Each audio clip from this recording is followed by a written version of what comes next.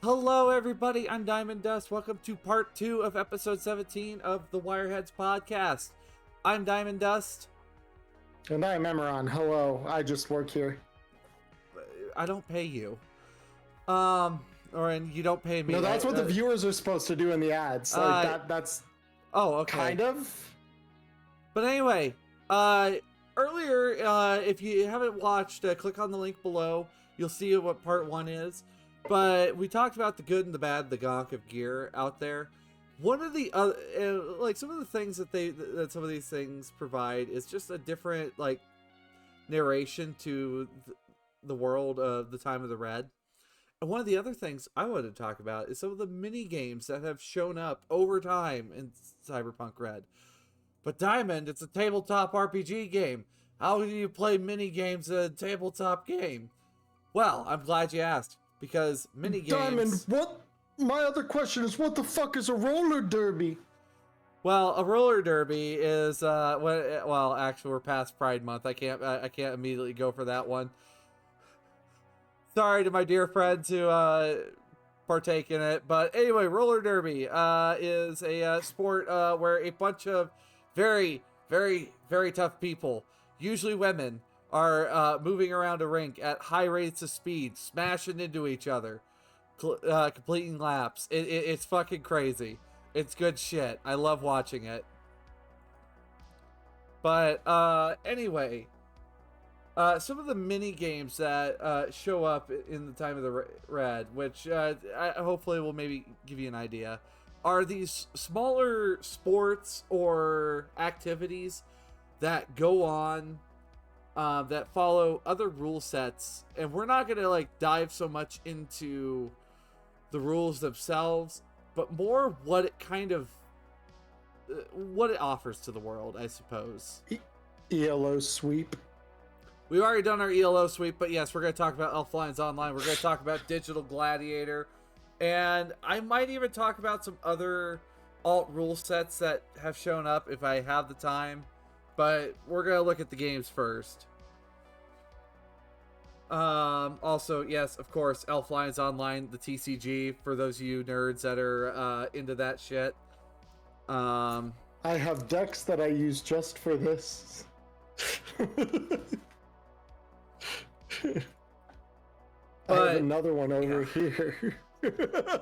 So, better not be Quidditch on hover brooms. Oh no, Cyberpunk.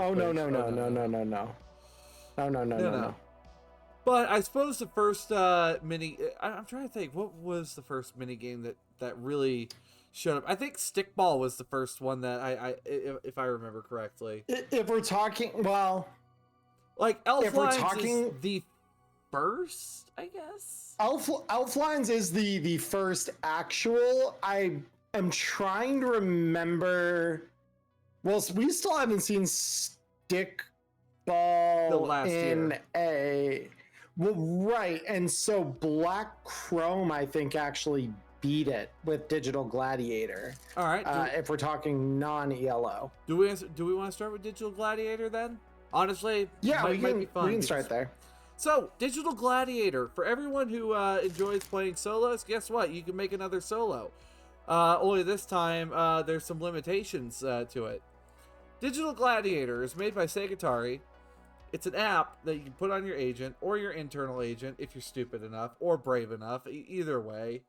And let me check what the character creation rules are for Digital Gladiator.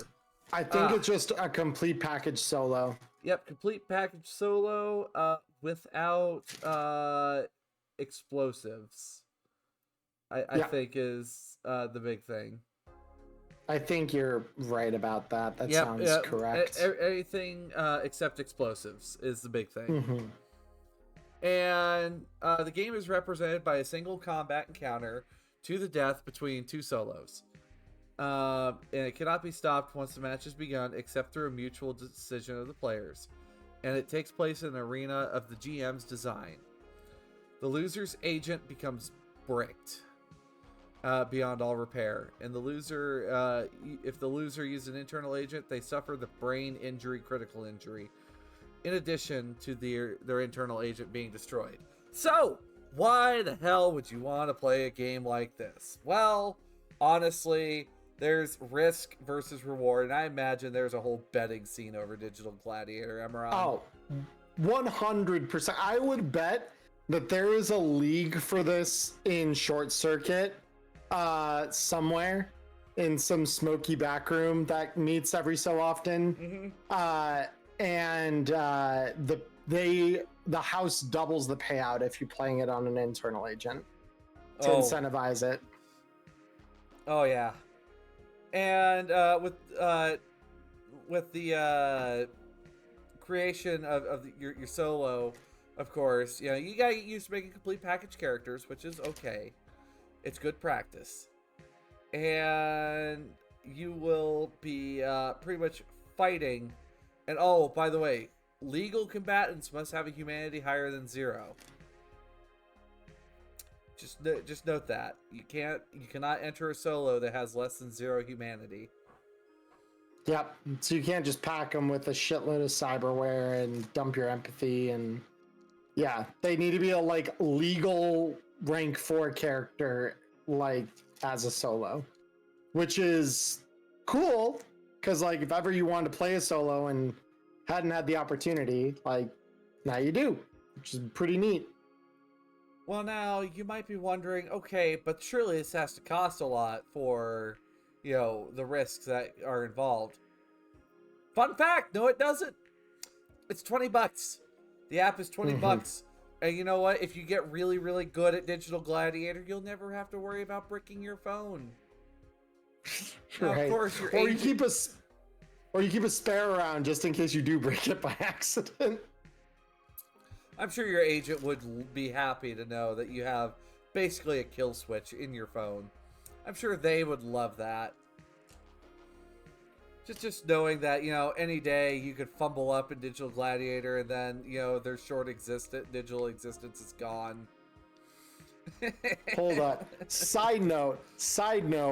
What if you had one of the like an AI like a SI in your agent that's similar to how there were like the split personalities of Delamain in 77? Oh no. What if you had an AI in there that was like, I don't want to exist anymore, and they just took over your solo and let them get killed? Oh dear. You could write a gig about it. That sounds horrible. How can we make a gig about that? Yeah, exactly. But Digital Gladiator definitely also is, if you get into a face down with someone, this could be a way that you can overcome your opponent. Of course, if you win, your character goes back to its pre-match state. It's safe. It's fine. What kind of, you know, what it offers to the world? You know, you're going to have people, you're going to have those that can just buy an agent like it's nothing. $100 is a drop in the bucket for them, and they're going to keep burning through agents. You're going to have others who are desperate to make money doing this, so they're probably going to buy agents in order to do this. And you have others that, you know, I bet you that, you know, well, fuck, I mean, a rocker boy that's just really good at Digital Gladiator. Like, all right, chat, today we're gonna, you know, fuck up this gonk's phone. Or, I mean, they're solo. Let's go. Yeah, but can you imagine the content that the boost, right, of getting brain damage live on stream? Look, somebody's probably out there to watch that kind of stuff. There definitely are dark sites in the data pool. I could see being a thing where that happens. Like, just saying. Like, but yeah, Digital Gladiator is a surprisingly simple minigame because it pretty much leverages just the base game stuff. Yeah. And just makes a minigame out of it, which is honestly really cool because you already know the rules because it doesn't specialize any of them. But yeah, I really like Digital Gladiator. I think it has a lot of flavor. I have not had a lot of opportunity to use it in my games, but I would love to do some thinking about it and come up with a creative use for it. Next up, we have Stickball. Yep. Came out in May of 2023. So yeah, after Black Chrome. Yeah, well after. Yep. So it Stickball we have is from the point of view of Patrick Hamilton, better known as the King of Stickball, but you could call him Ricky Patrick. Man, got like different names going on here, but Stickball is introduced as like a less lethal sport of the street that gangs use to settle differences. Piranhas, I imagine this is more for funsies than anything else, alongside the Andersons, which apparently Patrick is dating Molly, I think is what's going on. But but what it offers is this way to like look at a group that's probably frustrating you and just be like, all right, meet us here, bring your stickball shit, we're gonna settle it this way. Right. Yeah, I think it's a very interesting one for setting up some like world building early on in a campaign. If you have like a neighborhood that one of your players is from, where you know this would be like a really common sport, because the rules are not that complicated. Mostly they still use stuff that like is built in the game from the start, and I think most of the rules around the game that aren't part of the base rules are mostly around like scoring and what are penalties and things like that. So again, it's not gonna be hard to learn. It's playing lacrosse, but with guns and rubber ammunition. Using lethal weapons in this game is highly frowned upon and usually will lead to very, very dangerous firefights breaking out. Do you think that's why Bazooka Joe packs the tsunami? Yeah. Jesus. Probably not for in-game, because it's got to be one-handed pistols. Wow.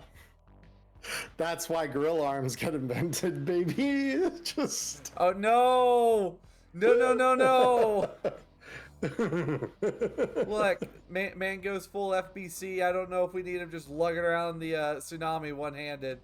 Like, I feel like it's a very unfair disadvantage. He's one of the higher ups in a very, very profitable street gang, honestly. Like, indeed. if he's on the other guy's team, like, that should already be a disincentive to you to even play that. Stickball, I feel like you could, like, if you have a smaller group, you could definitely, play, have a stickball themed campaign.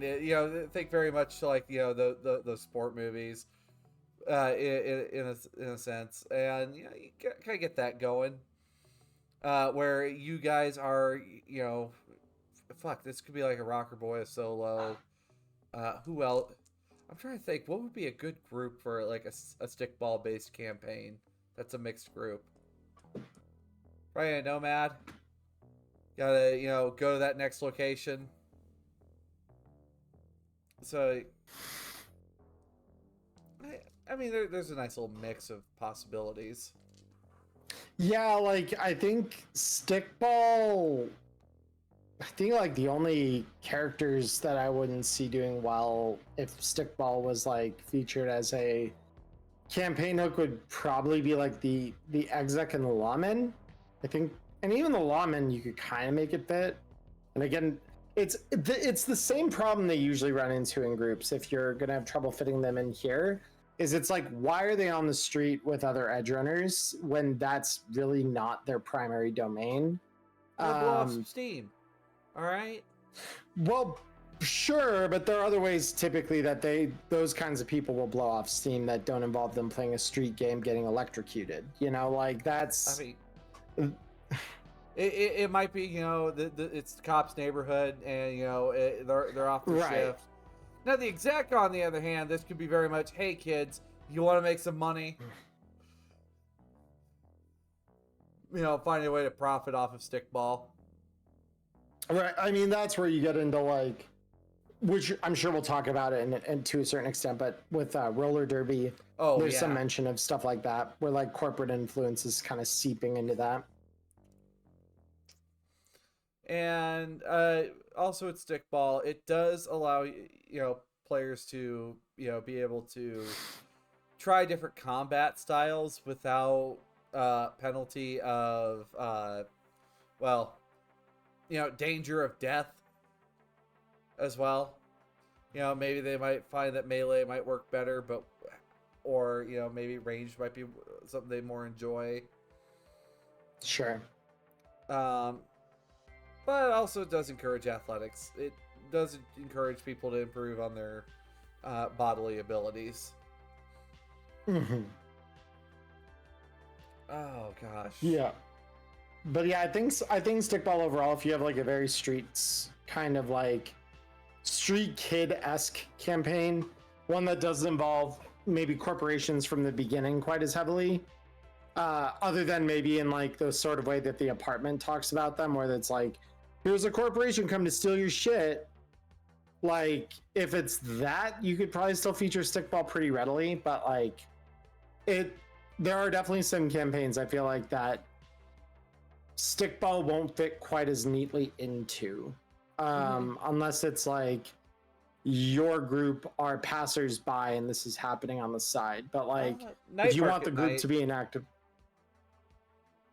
it could be like I find stickball is one of those that, just because of the space required and the types of environments that it seems to suggest the game is typically played in, if you're playing a game in like the nicer part of the city, you're probably not encountering stickball as often. It seems like a very like rough neighborhood sort of sport, right? Yeah. You know, I could see this being played at, you know, like the, you know, like if the, you know, the Anderson's night market, because I think it was I think that's what was going on, the Anderson's night market, and the Piranhas were partying like right next door when this was going on. Right. And I could see that. I could see that. But yeah, it's very much street level, but I think it's a lot of fun to, you know, maybe include something like this as a way of doing encounters. Possibly a good way to make money too, because there are wagers involved in here, including some real like silly ones as well. Let's see some other great wagers that are in here. Let's do it without armor. Oh yeah, the escalations. Losing team shaves their heads and bodies. You know, stream it to the data pool, and also even, you know, just putting extra players on the field as well. Yep. I mean, it's interesting. It presents a lot of good ideas. I will say it's probably it's the game that, of all the mini games, probably does require, outside of maybe ELO, that would require like the most work to teach someone the rules of it, because I had a hard time understanding it on my first read through. It took me a few times before I really felt comfortable with it. But yeah, like, it's not bad. I guess so. Next mini game after that would be, are we already on to roller derby, or is there another one in between? I mean, there's ELO, the TCG as well. Sure. Now, which we did a whole episode on. We've done an episode on it, but like Elflines Online, I suppose, just to touch on that, it adds this whole new like subculture to the world. Yeah. And I feel like with the TCG, it allows you to nerds like us to introduce things that are close to home for us, Like for me, I accidentally what was it? What was it? What was the thing I had the guy doing where it was it like resealing the boxes after picking the good pieces out of the box. You're like, oh yeah, I'm gonna just have this guy selling resealed boxes of all the packs that he's scaled, so they're not worth anything. And I'm like, no, no, you're not. No, you're fucking not. Like Elflines Online and Elflines the TCG, they introduced this new economy and also the dirt cheap price tag as well. Yeah. I feel like with the TCG, it could really create for this very interesting campaign or like arc for a very specific character. I'm still working my way through learning on this stuff, and bless you, whoever's seen it. Was that on my end? No, that was on my end. Okay, because I heard a loud sneeze. I'm like, oh, is that my? Oh, anyway. No, my wife's in her office, which is like maybe 20 feet that way. So. No, don't be sorry. Just like you're good. Okay, but your sneezes are going live with the podcast this week. That's all. No blooper reel. But none. But some of the other things that it introduces as well is this campaign of like Emmerron. I'm not gonna put you full up there, but I imagine it is a bit of a journey to become a really, really good trading card game player. To get like really good at it. It takes a lot of time, practice, and money. And usually, like, there's some fundamentals that cross between different card games. As long as like the base rules for each of them aren't that terribly different, but like, yeah, it takes a while, and it takes like being in a community that's just as dedicated as you are at getting good, because it is like, it's like that whole like steel sharpens steel kind of idea of like, if you're in a community and the community you're part of doesn't take the game that seriously, you'll never be any better than the best person in that community. That's why I got lucky. One of my local shops here, we have a long history of regional champions for the games I've played out of that store. So like, I was playing against probably some of the best people in the country every time I'd go to my weekly like $5 entry tournaments and stuff like that. But that's like, I was uniquely fortunate to have that kind of a crowd to like test with and practice with. And for maybe like an Edge Runners campaign, one of your Edge Runners that probably one of your addictions, or I don't know if you call it an addiction. I don't know if I want to call it an addiction, the same way drugs do.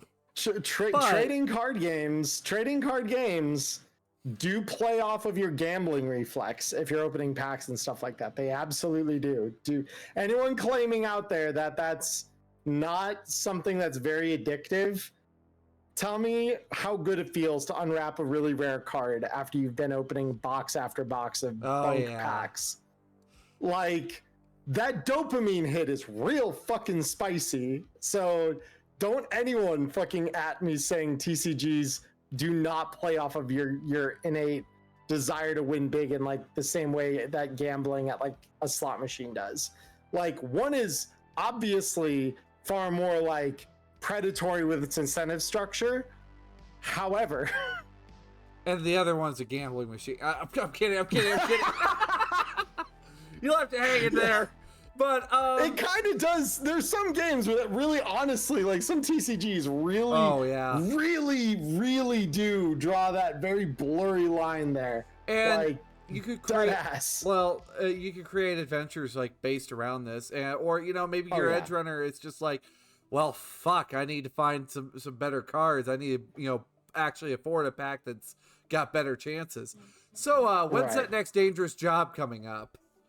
I definitely don't need 2,000 eddies for anything else that's important. What do you mean I I just need a need a master 5,000? case. What do you mean I need a 5,000 eddy pistol? I just, I just need a case. That's all I want. 8-bit's response to that. What do you mean I need a 5,000 pistol? No, I don't need a 5,000 pistol. I sold a 10,000 Eddie version of one off of that dude in the NCU last week. It's fine. Like, I'm spending 2,000 on a box of VLO cards. That's fine. $2,000 for like a master case. Oh gosh. Oh, but Bring the rose shit. Bring the rose shit. Just I want the fucking. sleeve I want the after fucking sleeve. alt rarity 1 of 10 Draglin. Okay, look, there's only 10 of them in the world, and I want one of them. And finally, I suppose one last mini game and what it brings to the world, and it also brings like kind of named locations that we don't quite have like an idea of where some of them are on the map just yet. But Chasing the Rabbit, the roller derby DLC. Yep. Chasing the Rabbit, of course, shows a very competitive, like almost semi-professional roller derby league. It's like minor leagues. Yeah. Which, of course, we see the solo derby from DangerGal.ca reappear here. And they talk about, how the league came around from what it used to be up to now the 2045s. And we got, what was it, 12? We have 12 teams that compete here. Now, I believe so, yeah. Now, this could be a group of, edge runners that might be a roller derby team. That's part of the Night City Wonderland League, trying to become part of the, or, maybe a minor league trying to join the Wonderland League. Yeah. So, the Aldecaldos have a team. Biotechnica has a team. Combat Zone has one. That's fun. Which, man, I bet that is a very rough and tumble group. Current Brick Coleman, owner of the Jesse James Kosher Deli, founded that team. We got the Dockside Bill Hooks, which are from Haywood Industrial Zone. The Executive Zone Unicorns, which, people don't come to, race over there in the Executive Zone because Lazarus killed, members of another team because they showed up.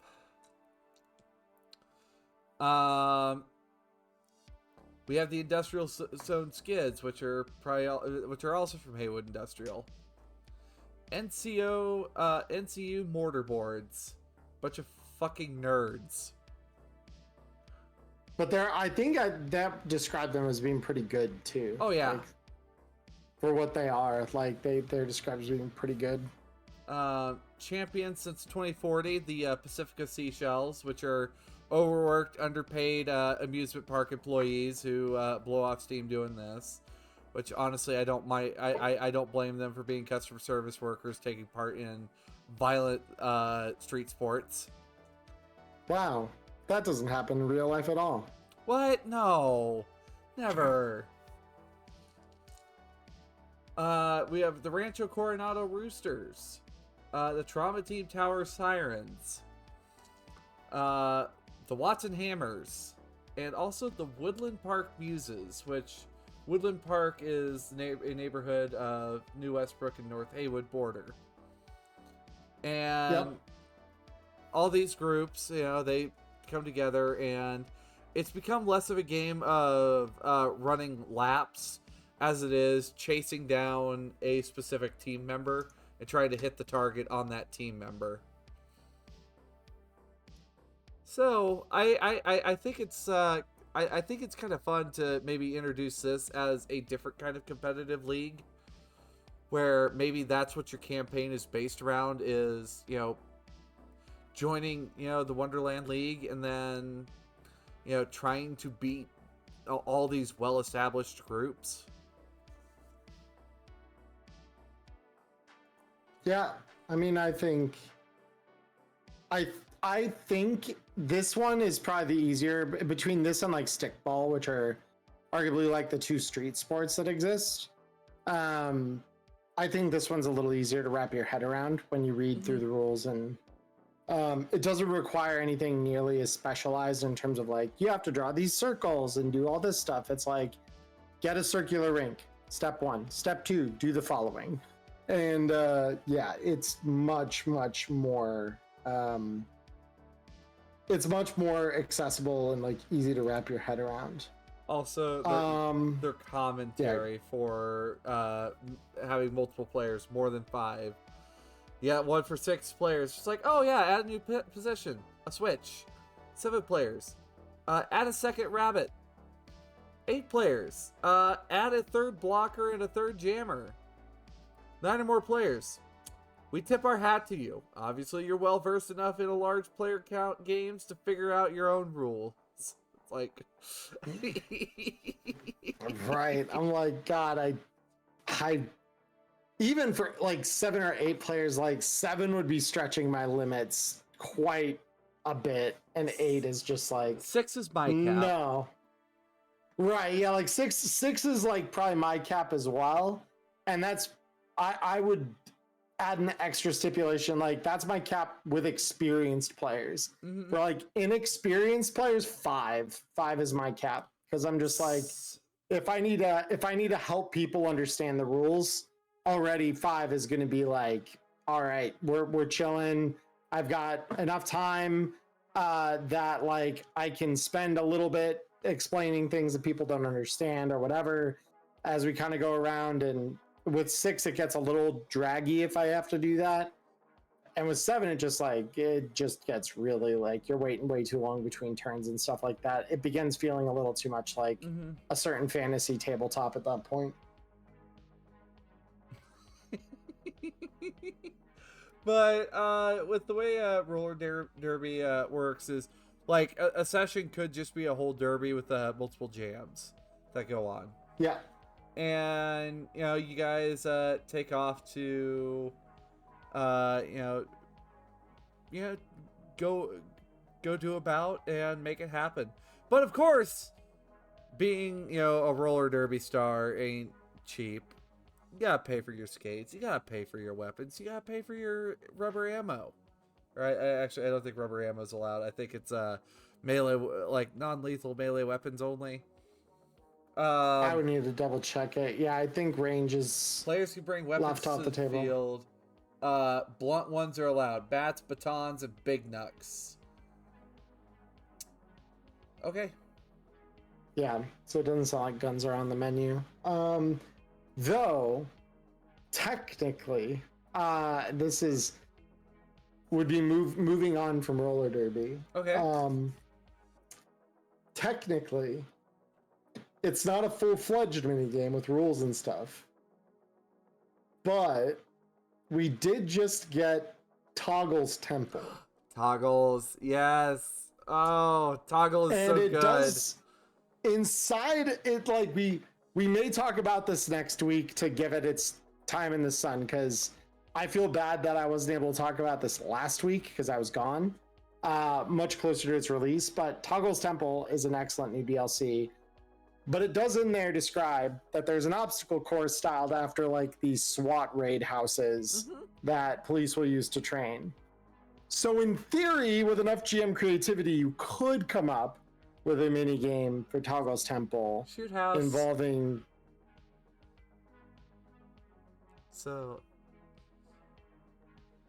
Involving. Because I thought you were cutting in to say something. Oh, I'm just saying like shoot house. Yeah. No, like, but the idea of like you could do that, like involving the weapons in the DLC, or like, do something similar to like Digital Gladiator or whatever IRL. Which could be kind of fun. Could be kind of cool. Yeah. It's another good location that has a sort of minigame-esque setup to it that you could definitely like think a little creatively about how you want to make that work and like work an obstacle course. But yeah, I suppose also it allows you to decide if there's certain kind of weapons you do like, or maybe I don't really want to use these kinds of weapons. Right. Yeah, it's a good DLC.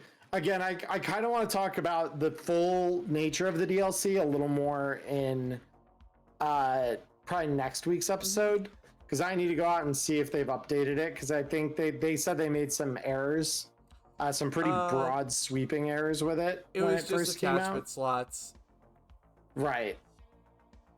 I just want to make sure I have the most recent copy, because I don't think I've downloaded the new copy of it. But it's very cool. I'm a big fan of Toggle's Temple. But yeah, I mean, any last thoughts on minigames, Diamond? I think with minigames, decide what's best for you and your crew. At the end of the day, like for me, I'm open to my crew picking up on any of these minigames that they want. I just have to make sure it's something that can fit within the constraints of the campaign I'm running. That's the big thing. So it's and also if it's something that may help propel it. All right, let me get this other question I had sent into me here. Cool. Yeah, I'll go ahead and I'll update my text real quick. So anyone watching this on Spotify or my channel, you can see this. And as with always, we're going to expand this to enlarge it. Would you consider... It is enlarged.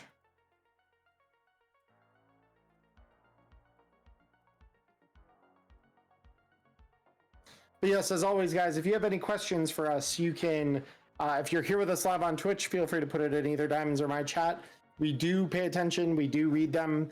Even if we don't immediately respond to them or acknowledge them, we are keeping track, and we add them to a document that she and I share so we can reference them at the end of the show when we do this Q&A section. If you're watching this in a recorded fashion, either on YouTube or Spotify, you have a couple ways to get them to us. If you're on YouTube, you can put it in the comment below. If you are watching this on Spotify, there should be a Q&A section where you can enter in topics you want to hear us talk about or questions you want to have asked of us. If you put that in there, I can see them. I add your commentary to this document so that we can talk about them. We also have an email address, wireheadspod@googlegroups.com. Both of us should have access to it, even though I know Diamond said last week that she didn't think she did. We do both have access to that inbox, and can get those and add them to the sheet. So if you email us questions there, at the beginning of the podcast, we did not have that set up properly. We do now. It's been that way for a few months, so now it should work if you send them in. I found my access point in. I was having a blonde moment last week. No, you're good. Yeah, I just wanted to clarify that. But yeah, we both have access to that. So if you do send things in that way, whichever one of us sees them first, we'll add them to our Q&A sheet and be happy to answer them at the end of a future show, whether that's the following week or a week after that. We'll answer them in order with, spending the time we need to get to it. But yeah, with all of that said, Diamond, are all of your questions listed here? Yeah, I got 2 questions in from Discord this week. So first question. How should I see if the price is worth the item? If 500 eddies is worth a piece of gear? So the way I guess looking at this, the way I'm interpreting this question is like, how do you determine if a piece of gear is worth the asking price? What do you think, Emmerron?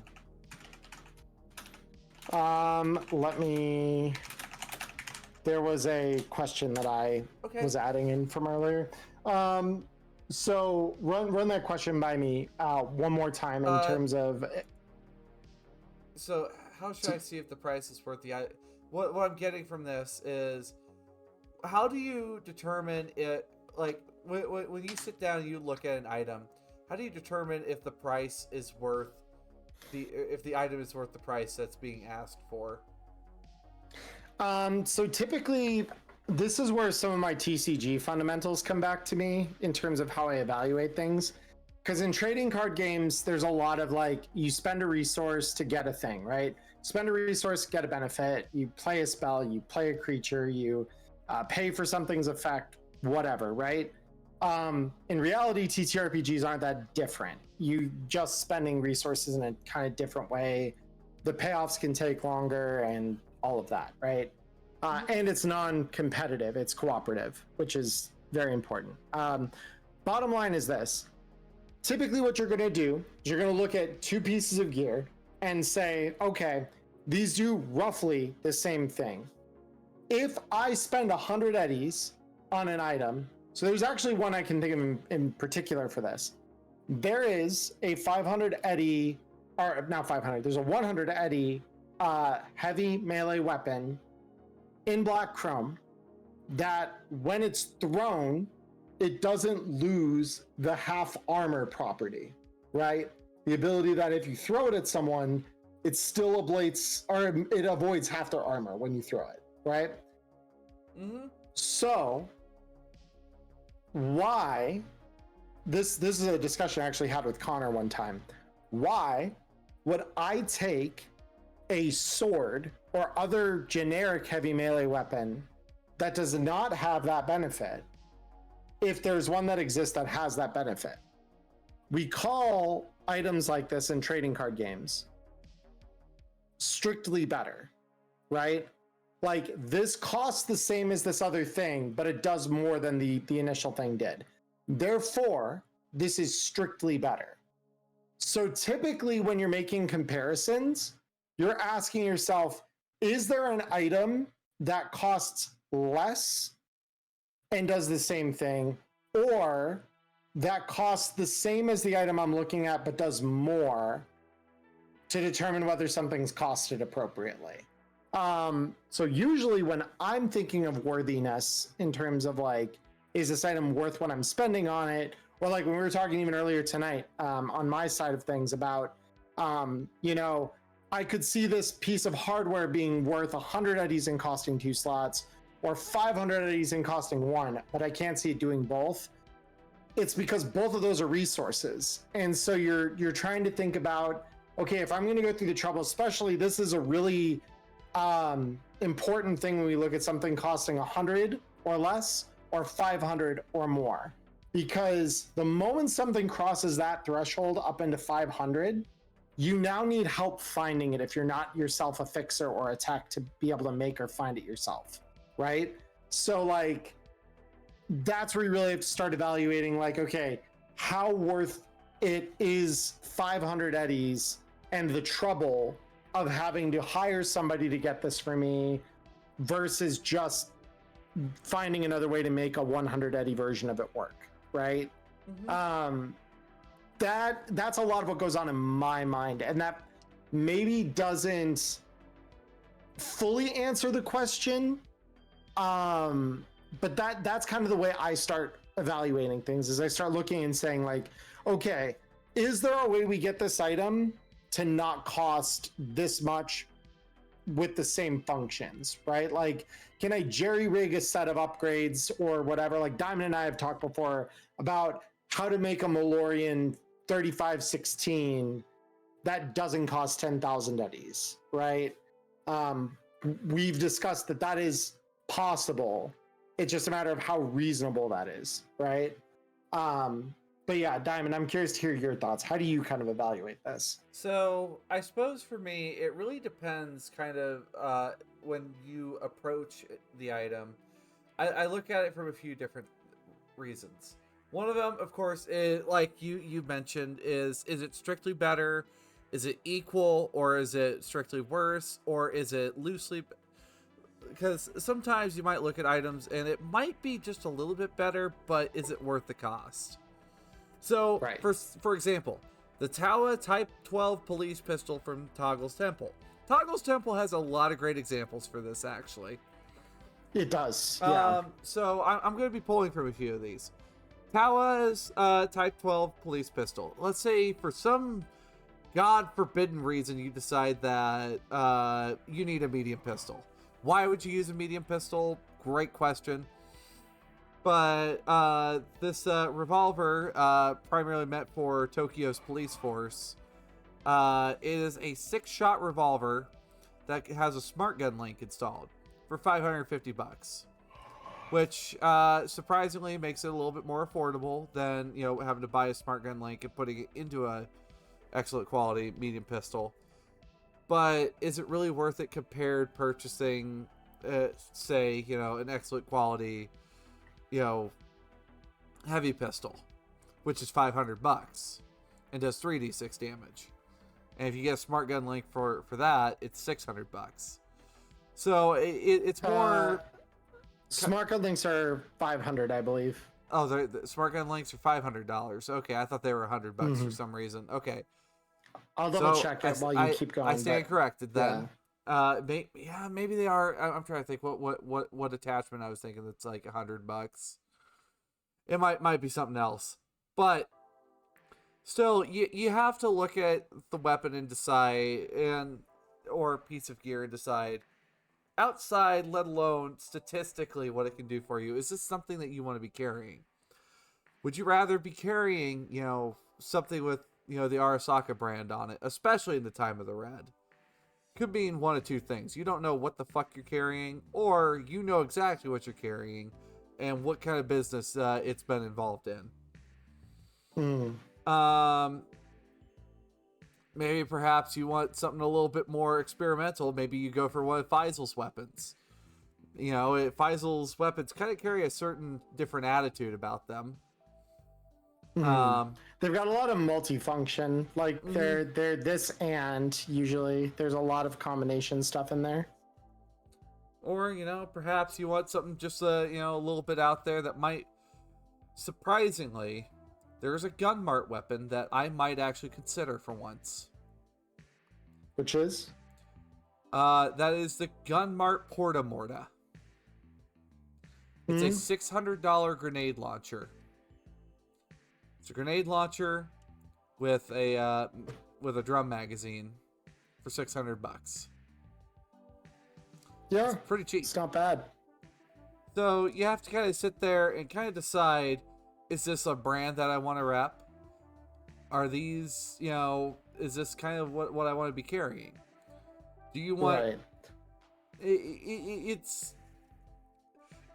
It's very much more, does this appeal to your character? Does this appeal to you? From my point of view. But Emmerron does give a very valid point about, is it better?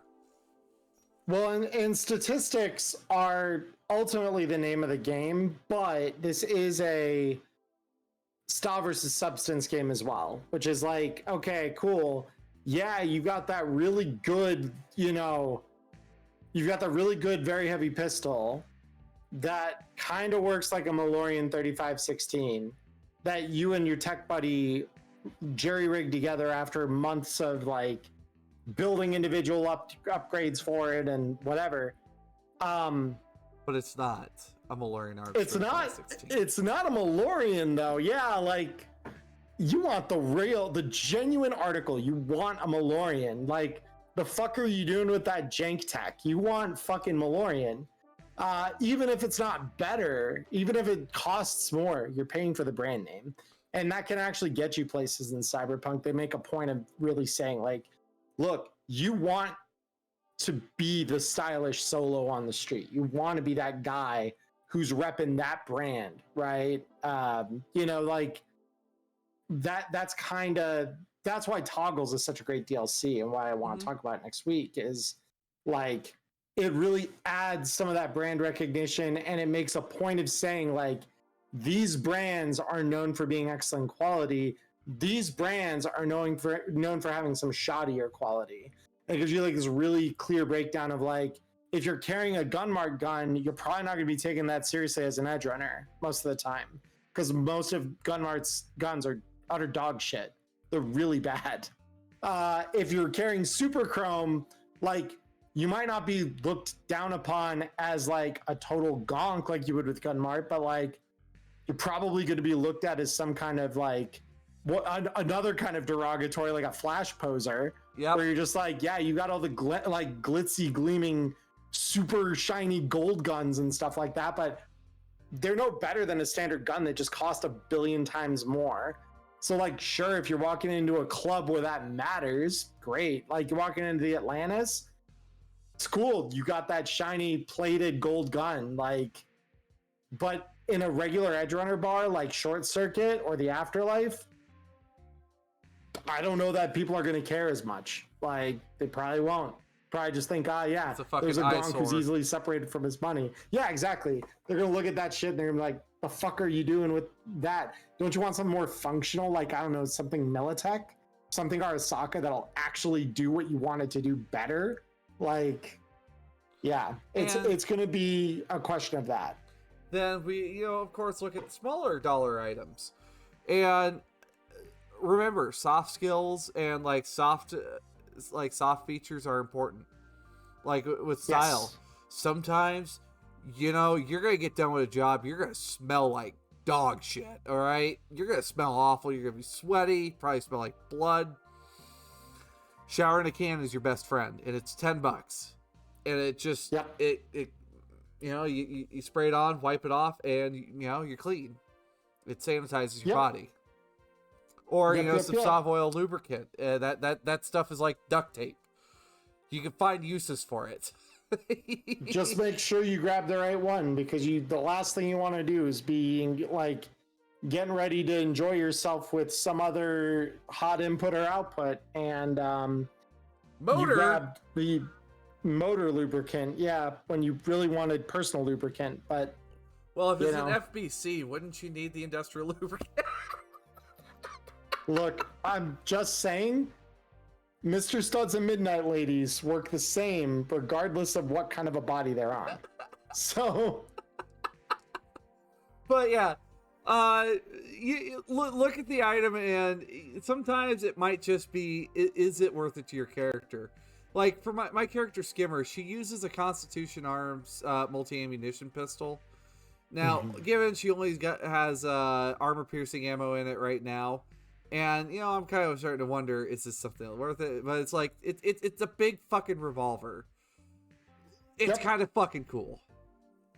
Yep. I mean, I personally really like my Militech Fox dual ammo pistol. Like, there's certain guns you will get like incredibly attached to, like in the game.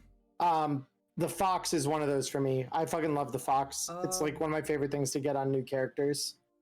One of my favorite items, and like it's more just because of I think the Skid Row Trench is kind of fucking cool. Yes, it's slow, it's heavy. Just get some heavy armor, Jack. I know, but like it's kind of cool.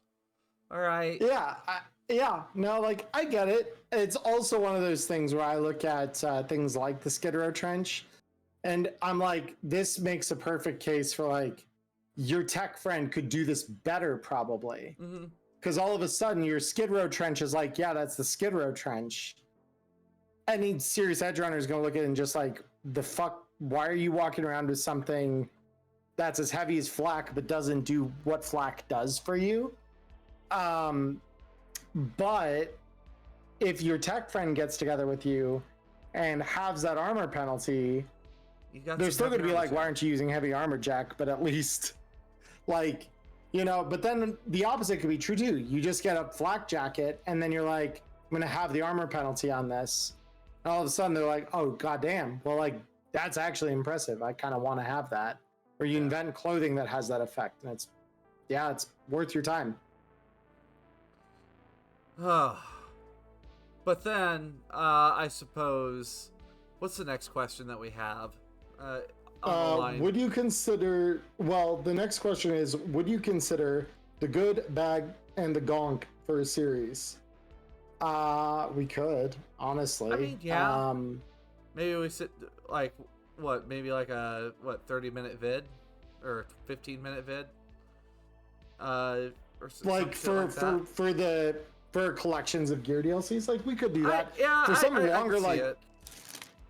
longer, like, toggles, I mean, we could definitely do something like that, because like toggles is fucking insane how long that DLC is, but that's kind of not the standard. That's not normal.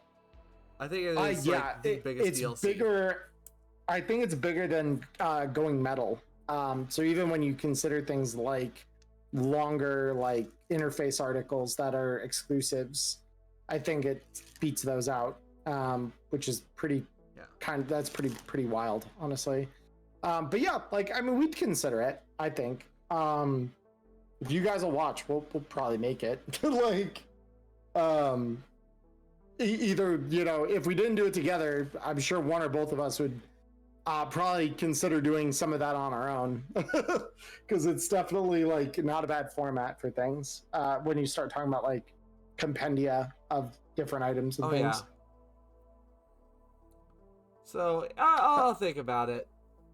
Yeah, we'll think about it, because I wanted to go over some of our favorites and some of the stuff that we find the most relevant. But there's so many DLCs that we didn't get to cover tonight because we wanted to. Every time we say we're just going to do high level, we don't do high level. We talk a lot. We're both very, very much about like talking details into things. Yeah. So yeah, we'll either revisit it as a topic here, or we might do it its own series or whatever. We'll think about that, but we'll consider it. So the final question that I currently have is, are there any DLCs that make the whole net running experience more interactable for the rest of the team? So in this case, we're not talking about things like All About Agents, which add elements to the netrunner to make them work better with outside systems. It's the opposite. Are there ways to make other people work better with a netrunner, so that what the netrunner is doing isn't just their own thing and the rest of the team's kind of sitting there twiddling their thumbs waiting for the netrunner to finish? Wow. I don't really think there is much out there currently. I mean, yeah, CDMK's got quick hacking, but like... Sure. But do you think there needs to be, Diamond? I guess would be my question for you on this. I don't know. Like, netrunners have a very, very specific and niche thing that is very much them. That, like, you know, they have to forgo a lot of other things in order to improve their interface. I think it's may be partially a personal bias, but I think it kind of needs to be left alone. There could be opportunities to help aid a netrunner, maybe dealing with like hardware issues and whatnot. But yeah, I think to comment on that specifically, what you did tonight for the finale of your campaign was a really good example of like, if the IT team has set it up in a way where they've got like individual machines physically in space, like a server farm or something, that like players can go through and shut things off, then like you absolutely could help the netrunner with their netrun when you've dealt with all the other stuff that you can physically interact with.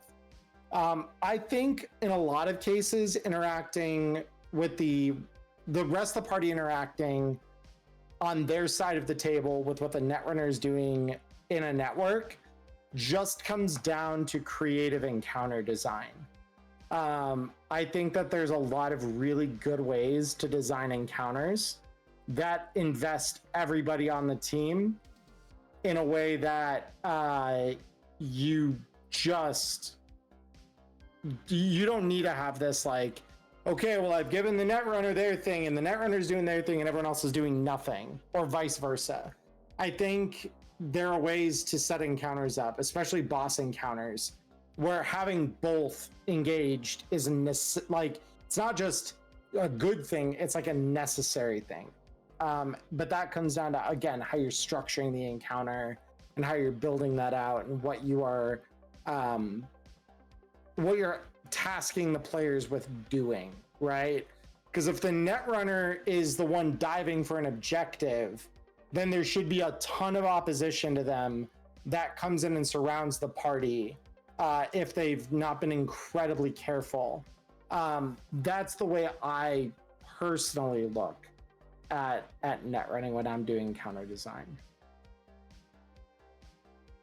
And for me, yeah, it again, creative encounters, find ways to, maybe have the team work with the netrunner, but I don't know if it needs to be like a full-fledged DLC of like stuff to do outside the net at this point. Maybe there might be something. No, like I certainly think again that there are because this is something like I've run into it once or twice where I've set something up and like had the netrunner doing a net run to get some additional information or set up additional like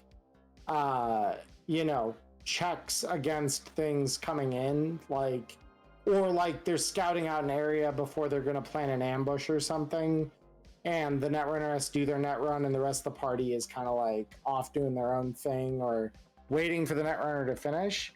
But I think part of that can be solved by like, unless the situation calls for it to be a longer net, just don't design a long net. Yep. Like make the surveillance system a short network, like 3 or 4 levels with like 1 black ice in it, to just make it so that when you're resolving the netrunner thing, they're taking no longer to resolve that than the rest of the crew's taking to resolve their meat space investigations of things. Yeah. But yeah, I think that do you have any last comments for the audience? Because I think right now is probably a good time to wrap things up, because I don't think we have any other questions, do we? No, I didn't see any. If you haven't gotten any, then I'll do one more scroll just to make sure that I haven't left anyone's out.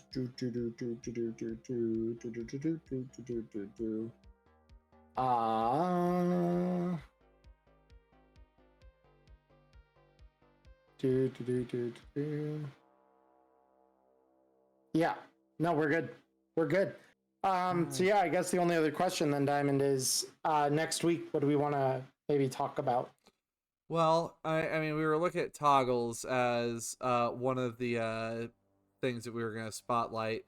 Or do we want a hard focus toggle? Because that is a very beefy DLC. Like, we split it up between, the small weapons, and then we look at the heavy weapons.